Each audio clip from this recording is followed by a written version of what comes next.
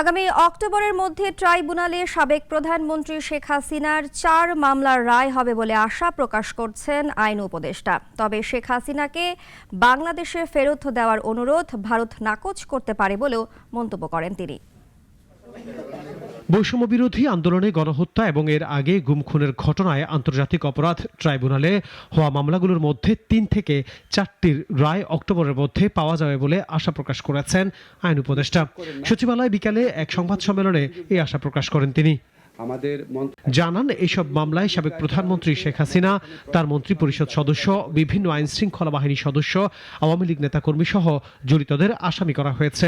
একটা হচ্ছে 300টির উপর অভিযোগ দায়ের করা হয়েছে। আমাদের এখানে প্রসিকিউশন অফিস যাচাই বাছাই করে 16টি মামলা দায়ের করেছে।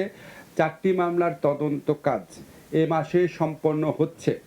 এরপর চার্জশিট গঠন করার মাধ্যমে আনুষ্ঠানিকভাবে বিচার কাজ শুরু হবে।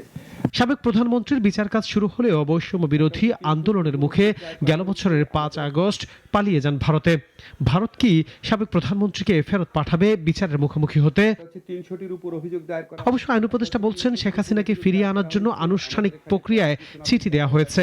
ভারত কোনো না কোনোভাবে শেখ হাসিনাকে ফিরিয়ে দিতে আবেদনকে নাকচ করে দিতে পারে বলেও জানান আসিফ নজরুল। অহেতুক সময় ক্ষেপণ থেকে মামলার প্রক্রিয়াকে বাঁচানোর লক্ষ্য থেকে করা হয়েছে। আমাদের অভিজ্ঞতার ভিত্তিতে আমরা দেখেছি এই জন্য মামলার বিচার কাজের গতি কিছুটা স্লথ হতে পারে, তদন্তের গতি কিছুটা স্লথ হতে পারে, ওগুলি বিবেচনায় রেখে করা। ভারত শেখ হাসিনাকে আশ্রয় দিয়ে তাকে কথা বলার সুযোগ তৈরি করে দিয়ে বাংলাদেশকে অস্থিতিশীল করে তুলছে বলেও অভিযোগ করেন আইন উপদেষ্টা। আনোয়ার হোসেন, নাগরিক, ঢাকা। 250টিরও বেশি ডিজাইন অপশন নিয়ে ওয়ালটন স্মার্ট ফ্রিজ বোঝে আপনার প্রয়োজন।